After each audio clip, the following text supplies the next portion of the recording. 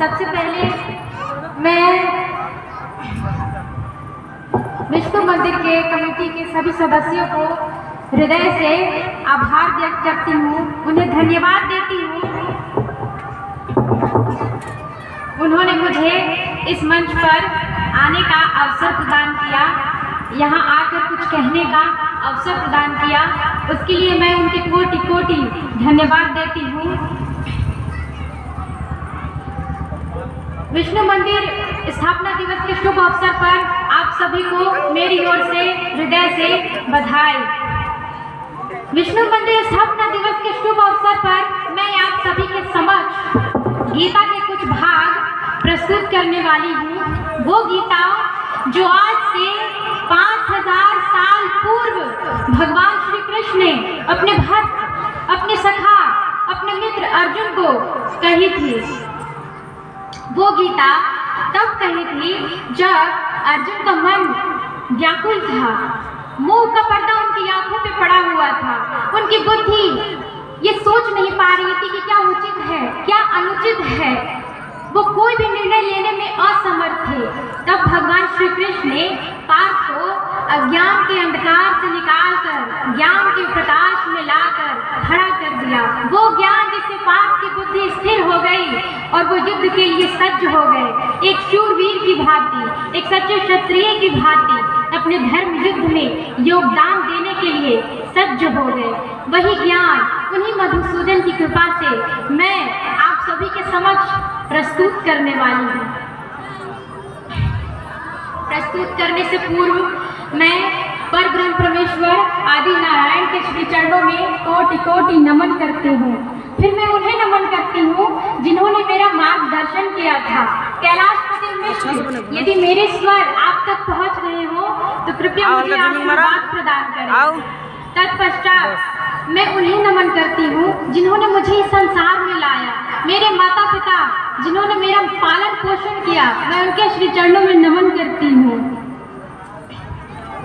अब मैं गीता उपदेश प्रारंभ करने वाली हूँ, जिससे आप सभी का जीवन सार्थक हो जाएगा और आप सभी जन्म जन्मांतर के चक्र से मोक्ष को प्राप्त हो जाएंगे।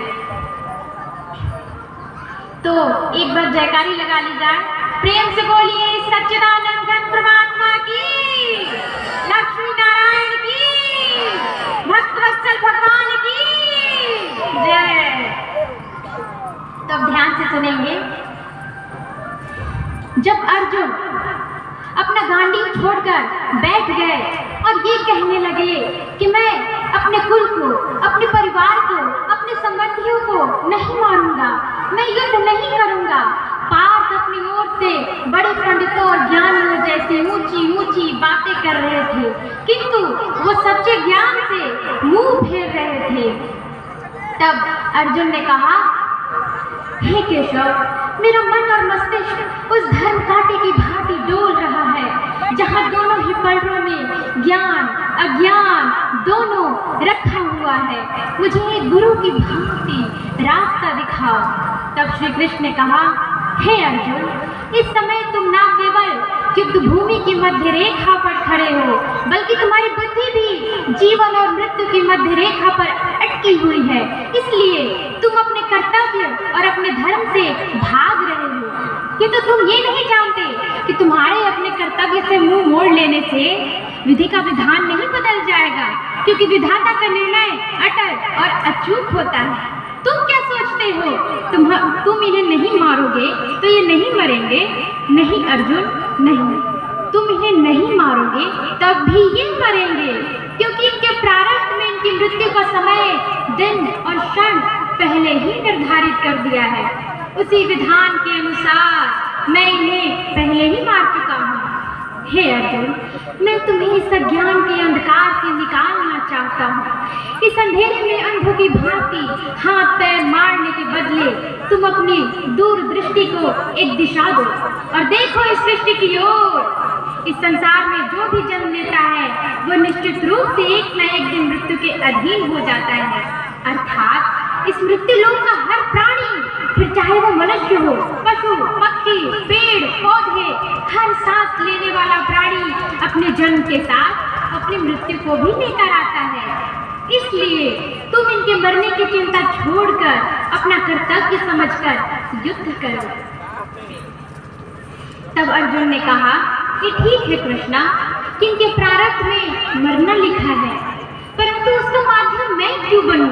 यदि पितामह की मृत्यु का समय आ गया है तो वो निश्चित रूप से मर जाएंगे, मैं उन्हें अपने हाथों से क्यों मारूं? तब श्री कृष्ण ने कहा,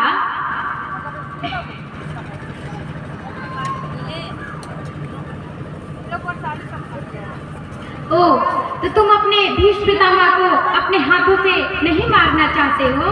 यही सत्य है माधव, मैं अपने भीष्म पितामह को अपने हाथों से नहीं मार सकता।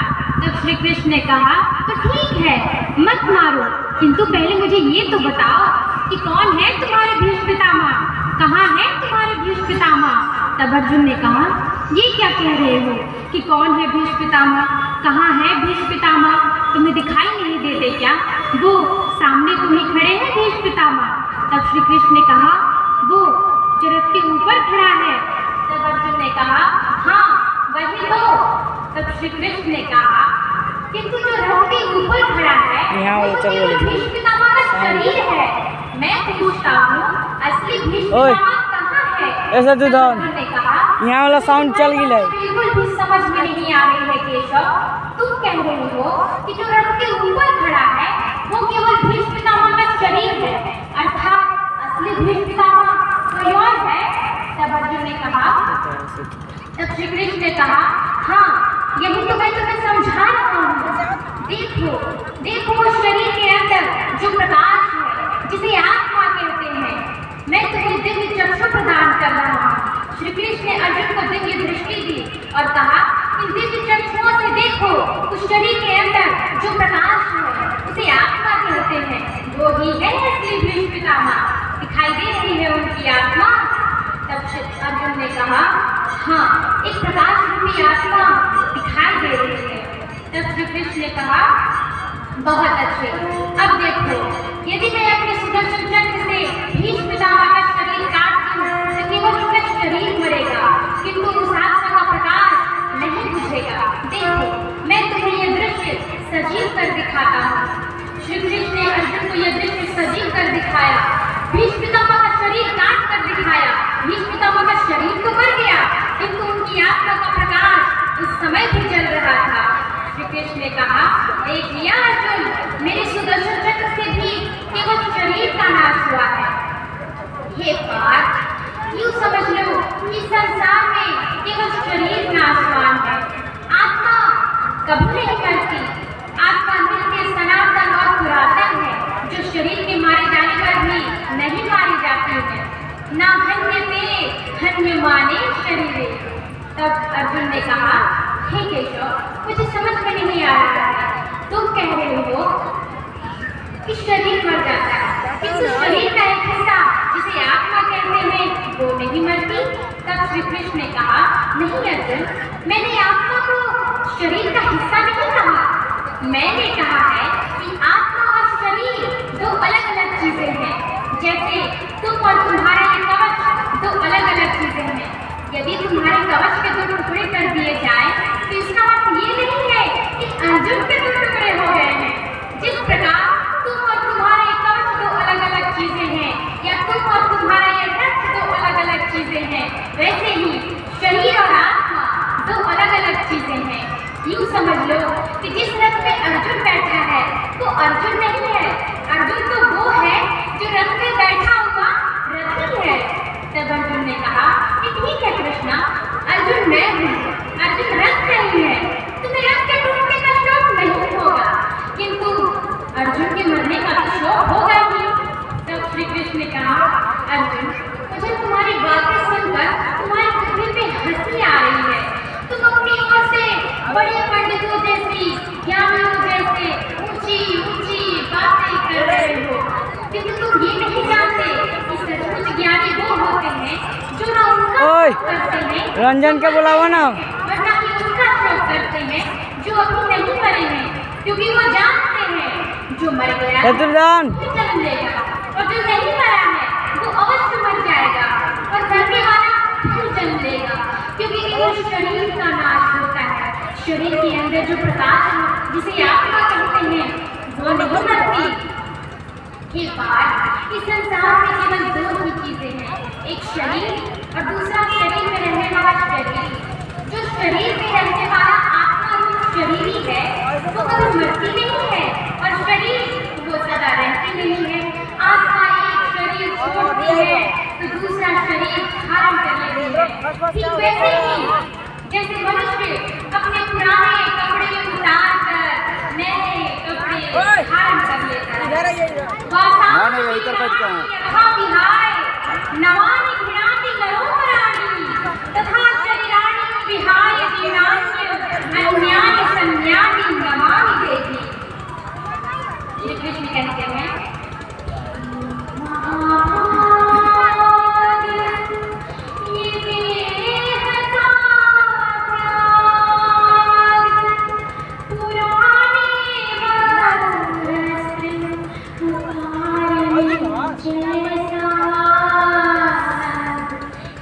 वीडियो बनाओ।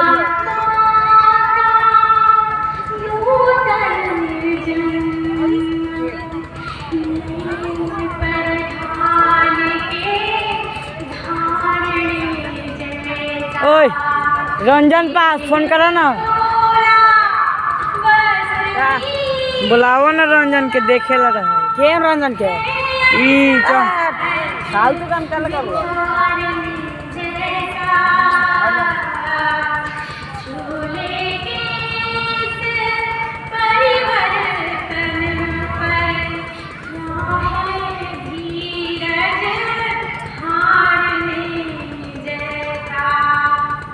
श्री कृष्ण ने कहा एक बार मृत्यु एक दरवाजा है जिसके अंदर जाती हुई आत्मा अपना पुराना शरीर छोड़ देती है। वास्तव में जन्म और मृत्यु के दो दरवाजे होते हैं जो परस्पर एक दूसरे के आमने सामने हैं। प्राणी जब मृत्यु के दरवाजे पर पहुंचता है तो उस शरीर की मृत्यु हो जाती है। फिर वो आत्मा का प्रकाश उस मृत शरीर को छोड़कर आगे चला जाता है और वही प्रकाश एक नए जन्म के दरवाजे में प्रवेश करता है जहाँ जीवात्मा को एक नया शरीर मिलता है और वहाँ से उसके नए जन्म की नई यात्रा शुरू हो जाती है। हे कौंतेय, आत्मा नित्य है, वो कभी नहीं मरती, परंतु शरीर वो नाशवान है। इसलिए एक ही आत्मा के कई शरीर बदलते रहते हैं। आत्मा हर जन्म नए नए शरीर धारण करती रहती है।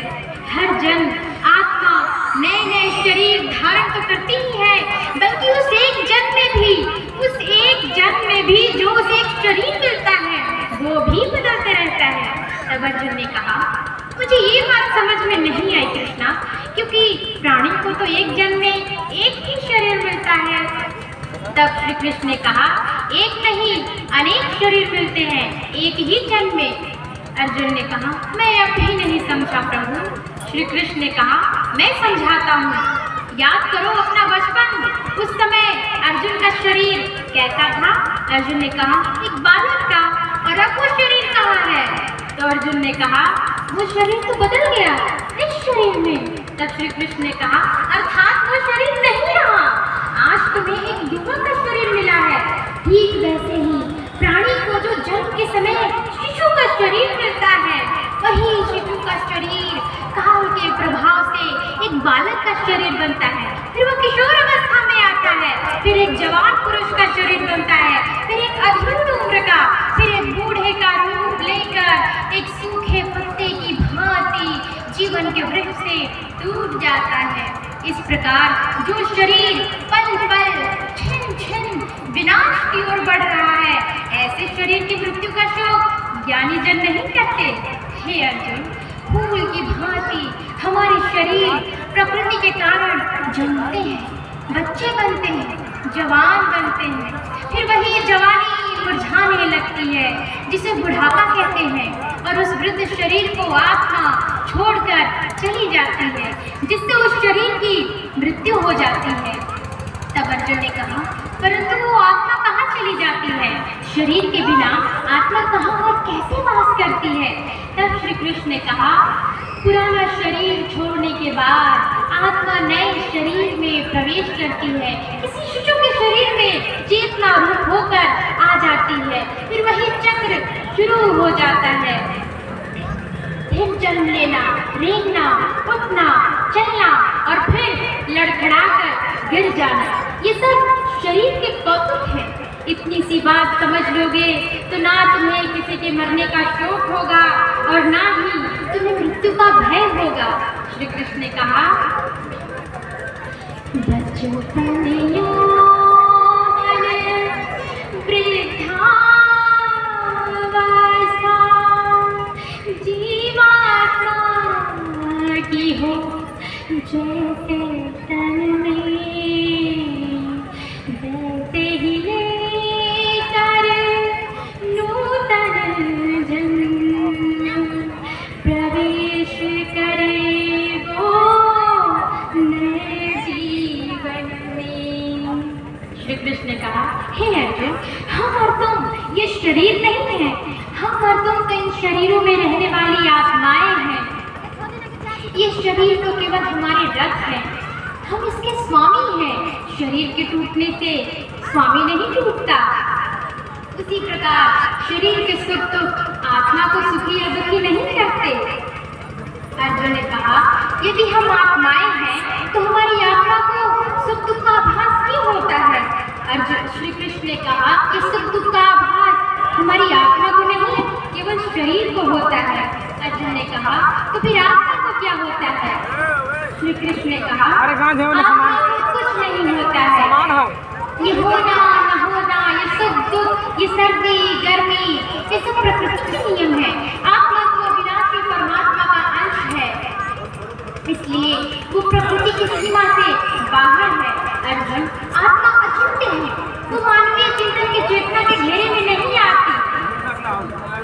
आत्मा पर प्रकृति और सृष्टि के नियम लागू ही नहीं होते हैं। जिस प्रकार एक चिंगारी अग्नि का अंश होती है, वैसे ही आत्मा परमात्मा का अंश होता है। इसलिए वो नित्य, अजन्मा, सनातन और स्थिर रहने वाला है।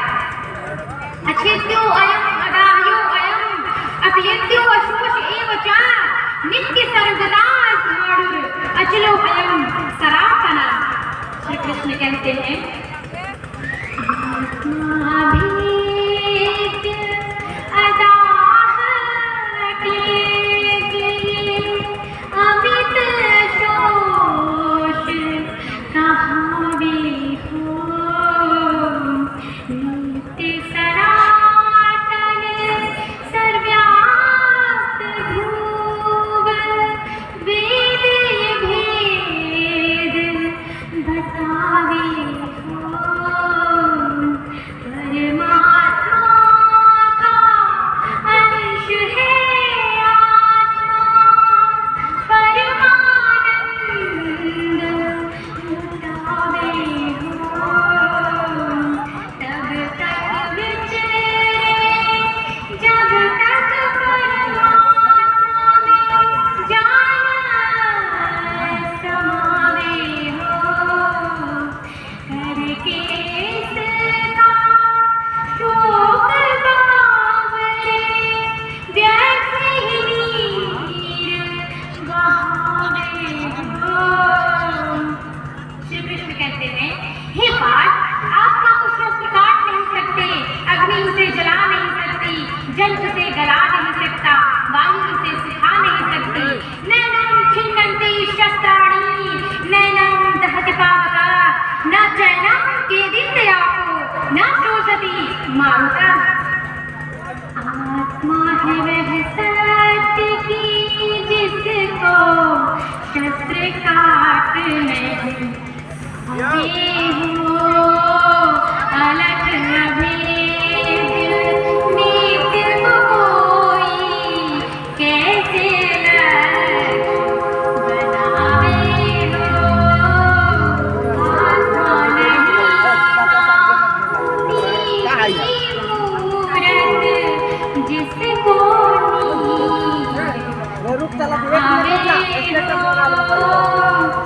यह तो महासागर है जिसके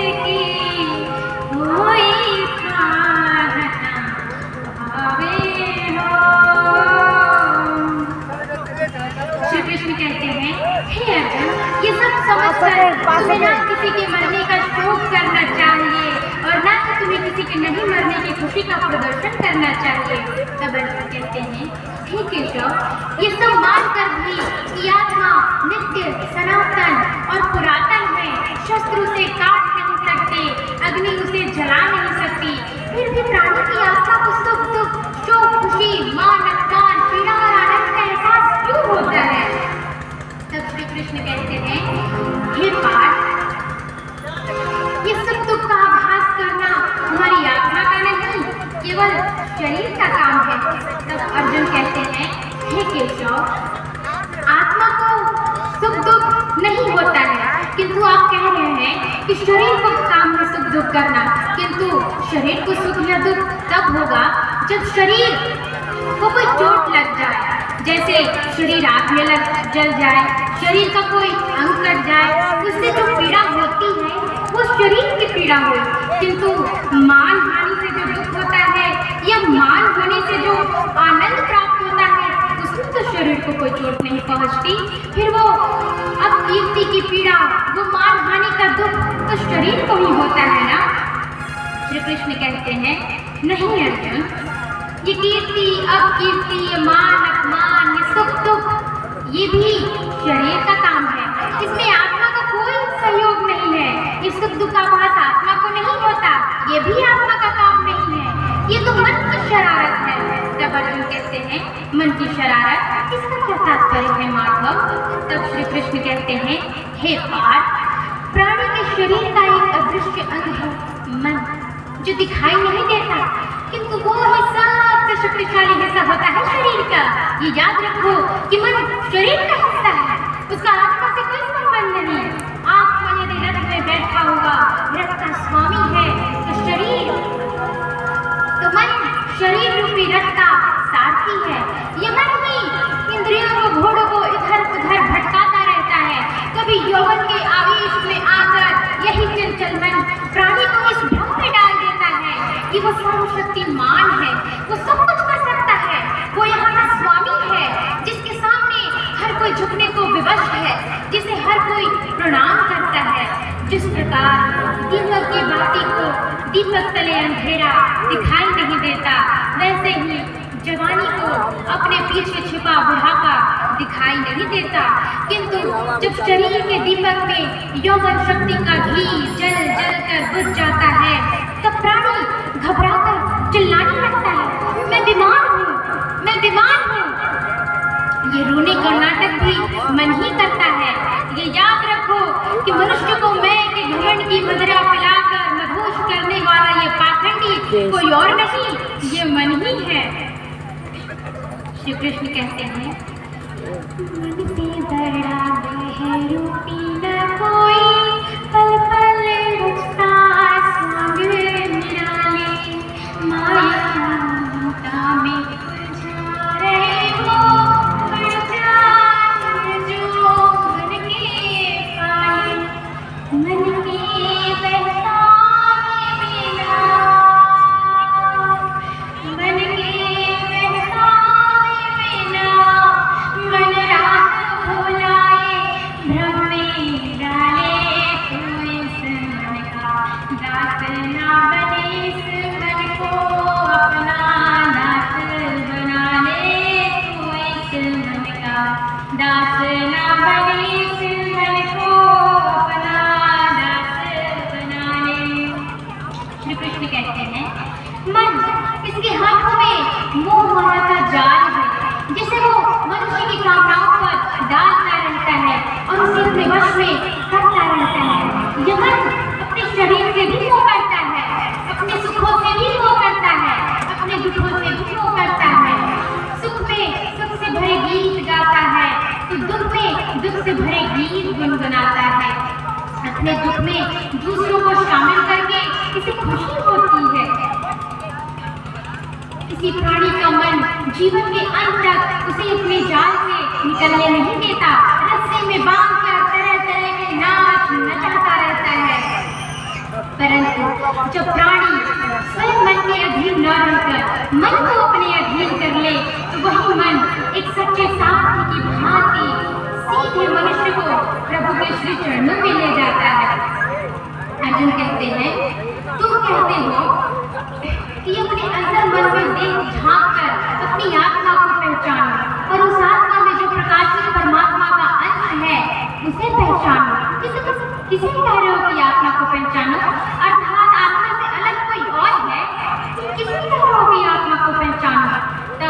कृष्ण कह रहे हैं तुम्हारा मन। अर्जुन ने कहा मन। श्री कृष्ण कह रहे हैं कि हाँ तुम्हारा मन। अर्जुन ने कहा परंतु केशव तुम तो कह रहे हो कि मन मनुष्य को माया के भ्रम में फंसाकर जकड़ता रहता है, उसे नाच नचाता रहता है, तो फिर वो प्राणी को उसकी आत्मा को परमात्मा की ओर क्यों ले जाएगा। श्री कृष्ण ने कहा तुमने ठीक प्रश्न किया है अर्जुन।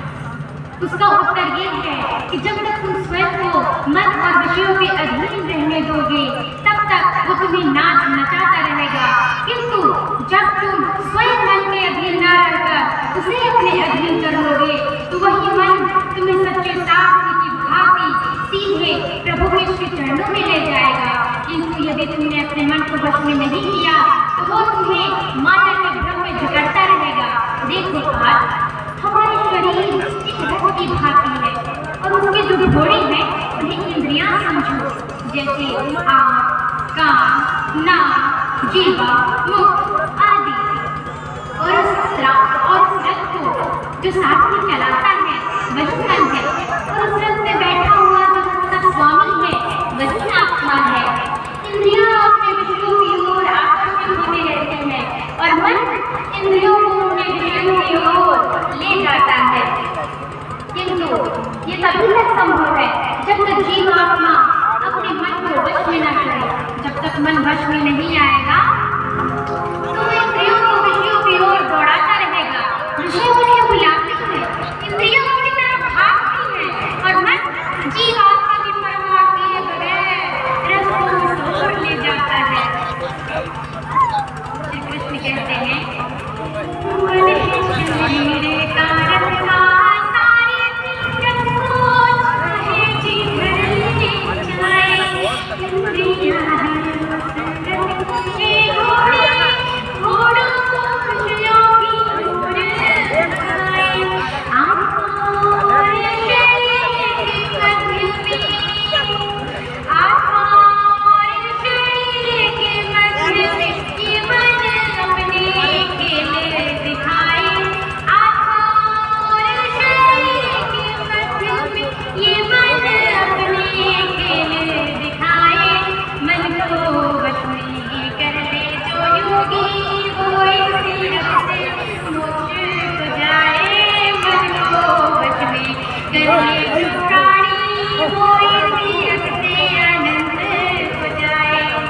श्री कृष्ण कहते हैं इसीलिए मैंने कहा था मनिये मनुष्याणाम कारण बंधन मोक्षयो। अर्थात यदि मन तुम्हारा स्वामी है और तुम उसके अधीन हो तो वो तुम्हें माया में फंसाकर जकड़ता रहेगा, और जब तुम मन को काबू में पा लोगे और उसके स्वामी हो जाओगे तो वही मन तुम्हें मोक्ष के द्वार तक ले जाएगा। अर्जुन कह रहे हैं हे मधुसूदन, ये कहना बहुत सरल है कि मन को वश में कर लो, उसके स्वामी हो जाओ, तो यही तो सबसे दुष्कर कार्य है। मन तो हवा की तरह चंचल है, जैसे बहती हुई हवा को साथ पाना असंभव है, वैसे ही इस मन को साधना बड़ा दुष्कर काम है। श्री कृष्ण कहते हैं तुम्हारा ये कहना ठीक है, मन अति चंचल है, उसे वश में करना बहुत मुश्किल है। तो श्री कृष्ण अर्जुन कहते हैं मुश्किल नहीं जनार्दन, असंभव है। तब श्री कृष्ण कहते हैं नहीं, मुश्किल अवश्य है किंतु असंभव नहीं है। तब अर्जुन कहते हैं तुम कहना क्या चाहते हो केशव कि मन को वश में करने का कोई तरीका, कोई साधन भी है। तब श्री कृष्ण कहते हैं अवश्य है। तब अर्जुन पूछते हैं क्या है वो तरीका। तो श्री कृष्ण बताते हैं असंशयं महाबाहो मनोदुर्निग्रहं चलम् अभ्यासेन तु कौन्तेय वैराग्येन च गृह्यते।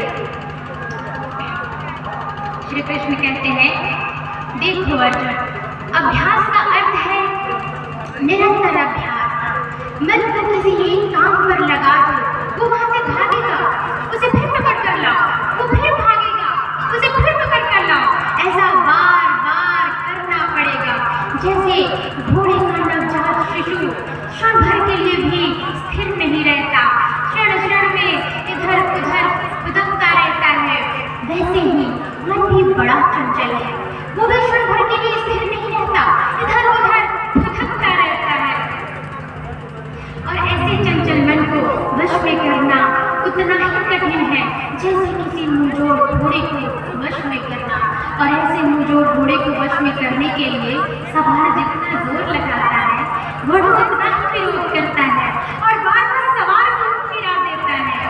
परंतु यदि सवार दृढ़ संकल्प हो तो अंत में वो उस तरकश घोड़े पर काबू आकर उस पर सवार हो जाता है। बस फिर वही घोड़ा सवार के इशारों में चलता है।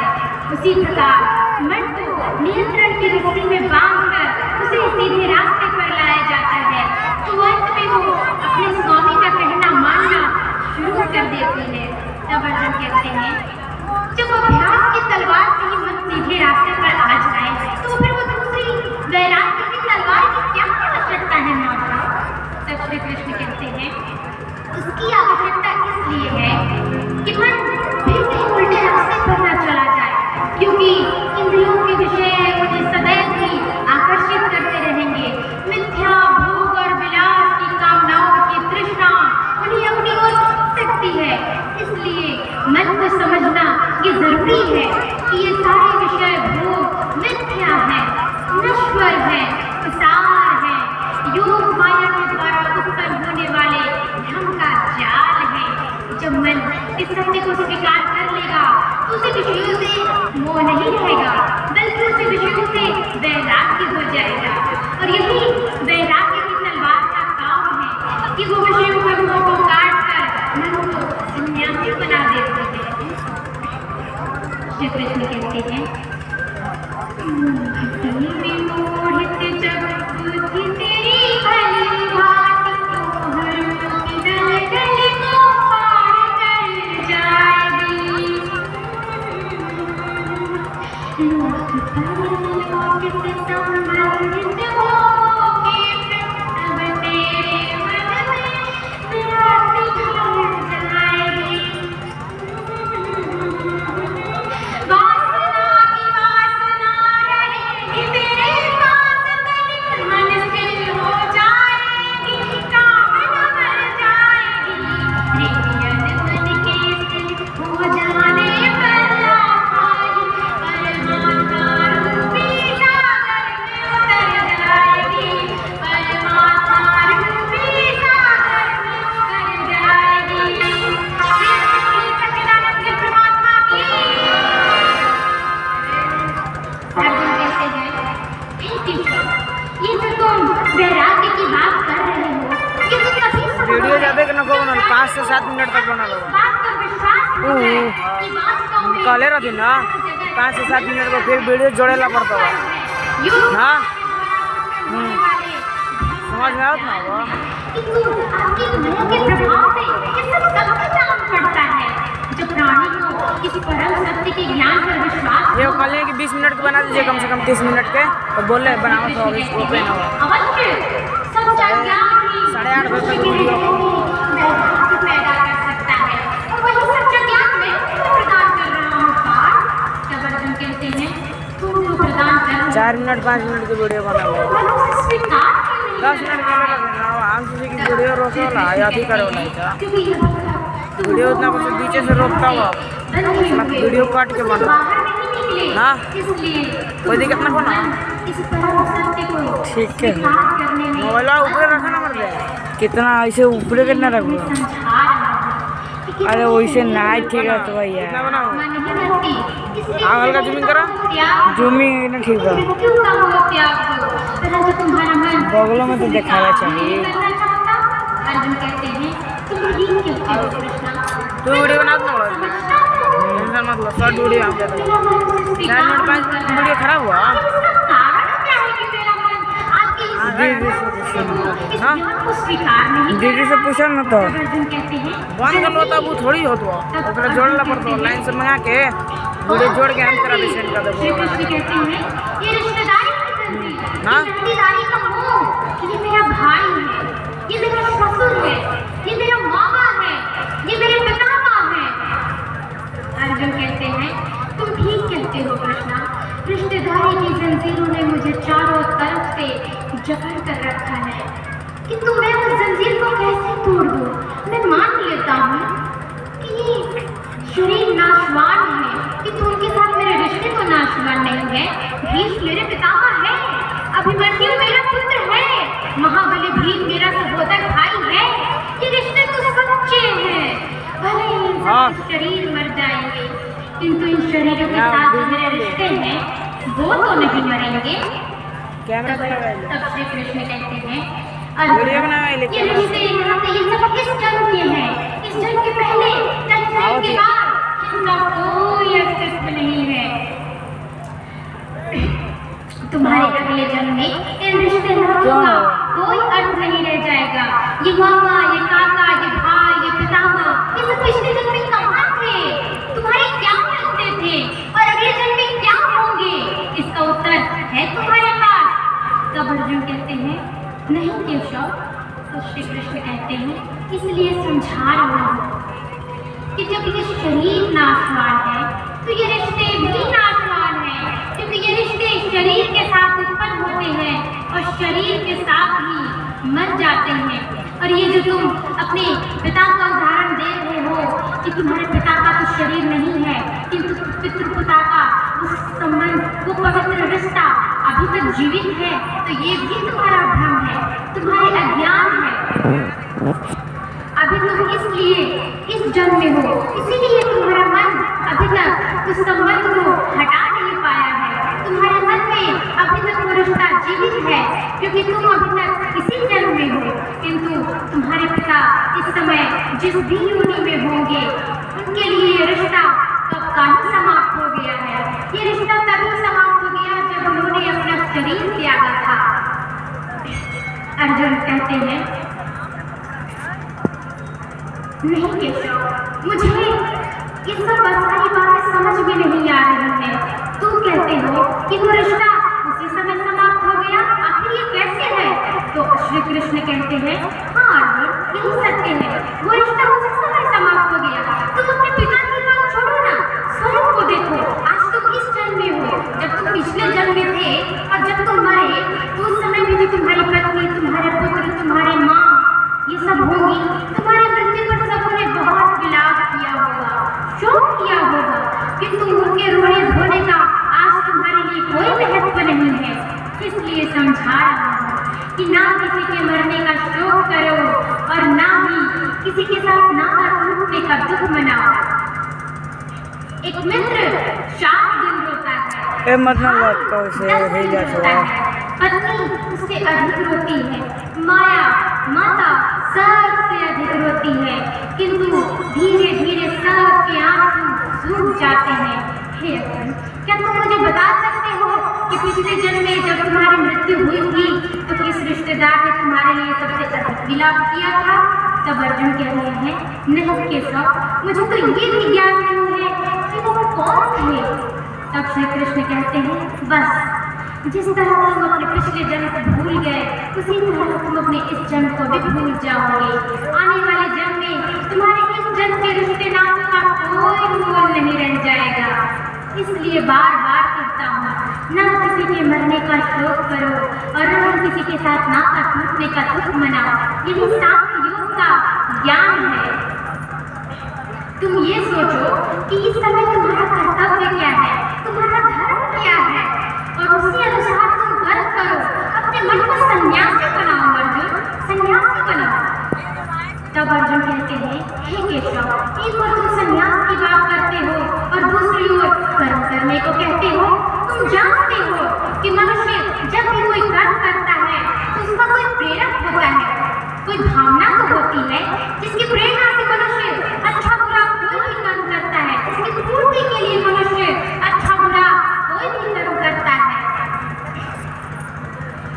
जब मनुष्य सारे रिश्ते नाते तोड़ दे तो फिर वो किसके लिए कर्म करे?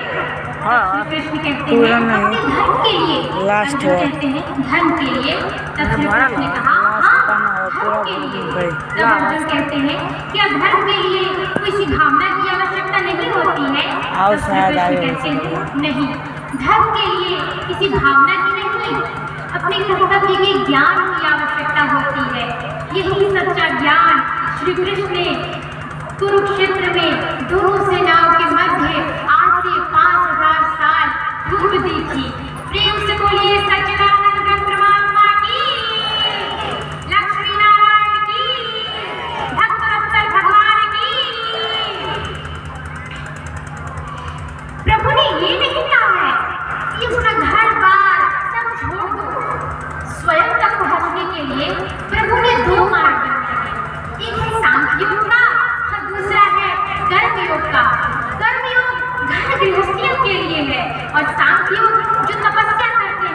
ज्ञानी जन होते हैं, सदैव एकांत में रहते हैं, जिसे हम सन्यासी कहते हैं, साधु कहते हैं, वो सभी सात योग का पालन करते हैं। घर गृहस्थियों के लिए कर्मयोग का साधन है। सात योग का अर्थ है मनुष्य सारे रिश्ते नाते सब छोड़ छाड़ कर बस प्रभु की ही भक्ति में लीन हो जाता है, तपस्या करता रहता है, अपना संपूर्ण जीवन उसी में लगा देता है। उस मार्ग से भी मनुष्य प्रभु के श्री चरणों तक जाता है। और कर्मयोगी हमारे जैसे सभी लोगों के लिए है, आप जैसे सभी लोगों के लिए है जो घर गृहस्थी चलाते हैं। प्रभु ये नहीं कहते कि तुम घर गृहस्थ छोड़कर चले जाओ। संन्यास का अर्थ है कि अपने मन को सन्यासी बनाओ। मन कर्मयोग अर्थात निरासक्त भाव से कर्म करो, फल की इच्छा किए बिना कर्म करो, उसमें आसक्ति मत रखो। निरासक्त निष्काम कर्म योग। इस प्रकार जो मनुष्य कर्म करता है वो अपनी इंद्रियों के साथ रहते हुए भी उससे परे रहता है। ना तो उसे उसके काम का पुण्य लगता है, ना उसे पाप लगता है। या तो प्राणी निष्काम कर्म योग करके अपने सारे कर्मों को लोक कल्याण के लिए लगा दे, या तो प्रभु श्री नारायण के निमित्त होकर ये कर्म करे। तो ऐसे कर्म योगी जो होते हैं उन्हें पाप पुण्य कुछ नहीं लगता है। जो करने का योगा इंद्रियों द्वारा, जिसने मन से इंद्रियां जीती, इंद्रियों से जो पुण्य रहाया, साथ रहे पंचेंद्रियों के, साथ रहे पंचेंद्रियों के, फिर भी पंचेंद्रियों से रहे न्यारा, साथ रहे पंचेंद्रियों के, फिर भी पंचेंद्रियों से रहे न्यारा। कर्म के ऐसे योगी को शास्त्रों ने नरोत्तम कह के पुकारा। कर्म के ऐसे योगी को शास्त्रों ने नरोत्तम कह के पुकारा। कैमरा भी देगा बोला घूमैया ना दे दिए कौन होगा ये अपन बोला अभी रुको बोला अपन लेके 10 मिनट कैमरा अभी बोला तो बोला कैमरा भी स्लो कर देना फिर वीडियो हम कट करके हम फोटो ले ले ना ठीक फोन से ना कोई से कर देना तोरे फोन से कर देबो तोरे फोन काट के ले लिया ठीक आपने से कर हम अपने से करबो तो दोनों से प्रभु को पुकारे, प्रभु को पुकारे, केवल नारायण नारायण भजता रहे, उस परमेश्वर को स्मरण करे और अपने सारे कर्म पूर्ण श्रद्धा भक्ति से दे दे तो प्रभु तत्काल ही उसे मोक्ष प्रदान करते हैं। जो भक्तवत्सल भगवान इतने करुणामयी, इतने दयालु हैं। सोचिए जीवन भर पाप करता है इंसान और अंतिम क्षणों में केवल भगवान को स्मरण करता है तो भगवान उसे तत्काल मोक्ष प्रदान कर देते हैं। ऐसे हमारे यहाँ होता है, किसी ने उसकी सहायता की, जब उसकी बारी आई तो उसने नहीं की और वो हर बार नहीं करता है और फिर वही इंसान वो उससे सहायता मांगता है तो कहता है तुमने मेरी सहायता की थी क्या जो मैं आज तुम्हारी सहायता करूं? उस दिन तुमने मेरी सहायता नहीं की और आज तुम मेरे पास हाथ फैलाकर आ गए सहायता मांगने के लिए।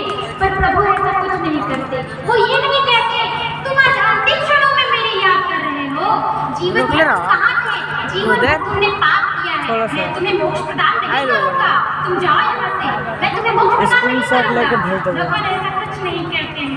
वो तो अपने भक्त को सीने से लगा लेते हैं, उसे तत्काल मोक्ष प्रदान करते हैं। यदि कोई भी प्राणी अंतिम समय में भी प्रभु को स्मरण करता है तो इसीलिए भगवान श्री नारायण को भक्तवत्सल भगवान कहा जाता है। प्रेम से बोलिए सच्चिदानंद परमात्मा की जय। स्मरण रखिए, मैं फिर से कह रही हूँ चालू होगा वीडियो बंद कर दो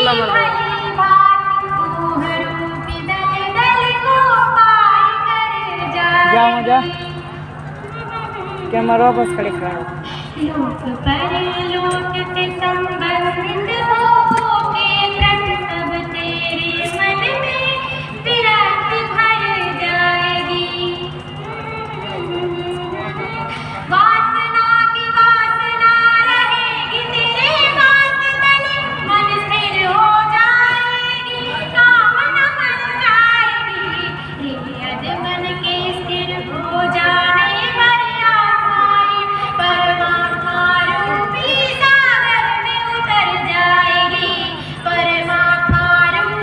ओए। सागर में उतर जाएगी। ओए। प्रेम से बोलिए सच्चिदानंद परमात्मा आओ यहाँ। की जय। भगवान को 56 भोग नहीं चाहिए, उन्हें पंच भगवान नहीं चाहिए, द्रव्य यज्ञ नहीं चाहिए, सोने चांदी हीरे मोती हीरे जवाहरात ये आभूषण ये सब नहीं चाहिए। भगवान को यदि पूर्ण श्रद्धा और भक्ति से एक पुष्प भी अर्पण कर दे, एक पुष्प की पंखुड़ी यदि वो भी नहीं होता तो भक्ति में डूबा हुआ एक बूंद अश्रु वो भी अपने भक्त की कहीं अधिक भक्ति से भगवान से ग्रहण करते हैं।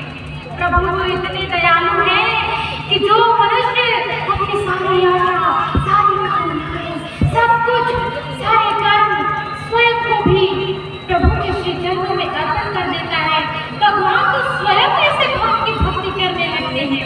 आप सभी सोच रहे होंगे कि भक्त भगवान की भक्ति करते हैं तो फिर भगवान भक्त की भक्ति कैसे करते हैं?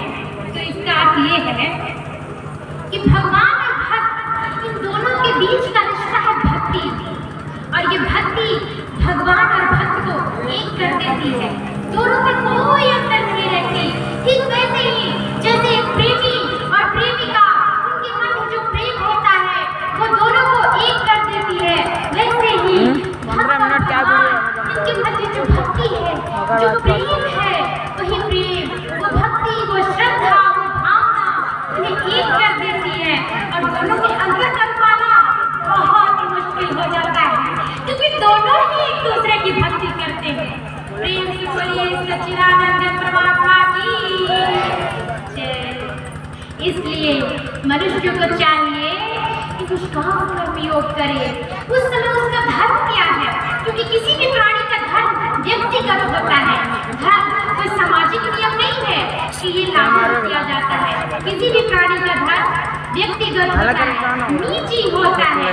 हर परिस्थिति में हर प्राणी का धर्म अलग अलग होता है, और ये निर्णय केवल वही प्राणी कर सकता है कि उस समय उसका धर्म क्या है, उस समय उसे ज्यादा जरूरी क्या है।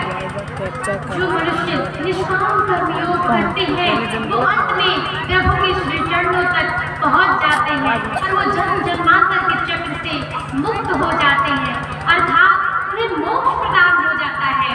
और जो सन्यासी होते हैं वो भी तपस्या करके साधना करके मोक्ष को प्राप्त होते हैं, दोनों ही मोक्ष को प्राप्त होते हैं, बस मार्ग अलग अलग है। जैसे हमने कुछ समय पहले कहा था, एक गांव में पहुंचने के लिए 2 मार्ग है, प्राणी किसी का भी चयन करे पहुंचेगा उस मार्ग में। वैसे ही सांख्य योग हो या कर्म योग हो, दोनों में से किसी मार्ग पर भी प्राणी चले वो प्रभु के श्री चरणों तक ही पहुंचेगा। अब ये प्राणी पर निर्भर करता है कि वो सांख्य योग का मार्ग चयन करता है या कर्म योग का मार्ग चयन करता है। वैसे सांख्य योग से सरल होता है कर्म योग। मन को सन्यासी बनाकर अपने सारे कर्म अपनी सारी आशा सारी कामनाएं प्रभु के श्री चरणों में अर्पण कर दे। इस प्रकार मनुष्य जन्म जन्मांतर के चक्र से मुक्त हो जाता है, और यही ज्ञान देकर श्री कृष्ण ने अर्जुन को मोह माया के भ्रम से निकाल दिया था, और उनकी बुद्धि स्थिर हो गई थी और वो युद्ध के लिए सज्ज हो गए थे। प्रेम से बोलिए सच्चिदानंद परमात्मा की जय। अब एक भजन सुन लीजिए।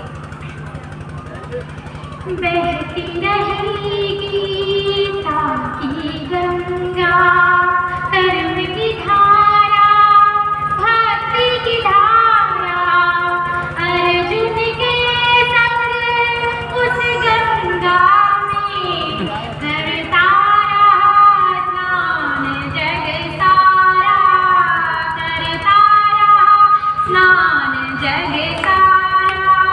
सब धर्मों के भेद भुला के एक मेरा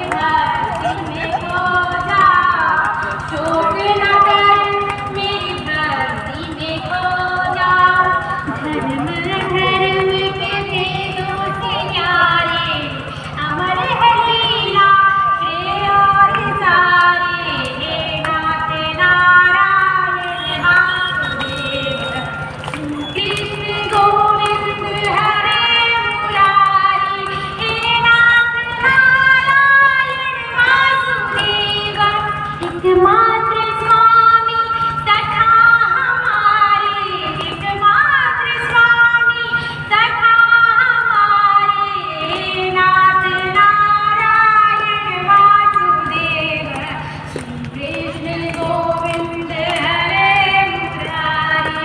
हे नाथ नारायण वासुदेव, हरे कृष्ण हरे कृष्ण हरे कृष्ण हरे कृष्ण हरे कृष्ण हरे कृष्ण हरे कृष्ण हरे कृष्ण।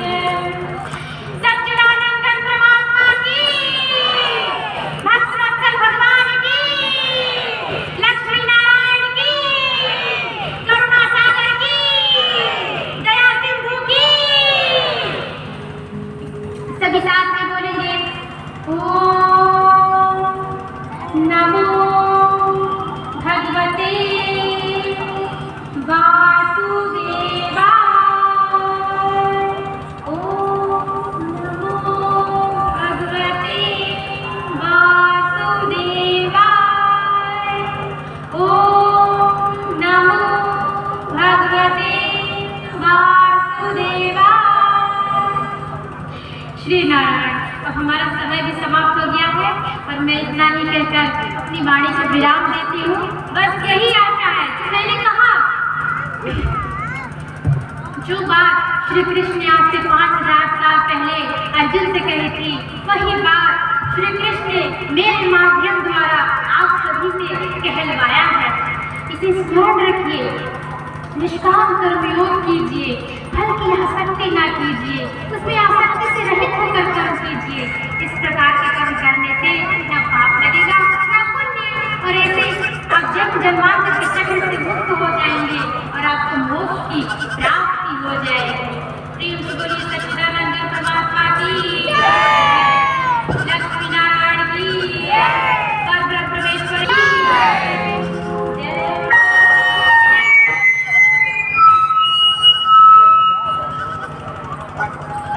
प्रेम से बोलिए ओम नमो पार्वतीपते हर हर महादेव। प्रेम से बोलिए ओम नमो पार्वतीपते हर हर महादेव। श्री नारायण। हेलो, बहुत बहुत आभार कुमारी साक्षी सिंह, पिता श्री सुरेंद्र सिंह, ग्राम संध्या, प्रखंड बिशुनपुरा। आपके मुखारबिंद से पूरा बिशुनपुरा प्रखंड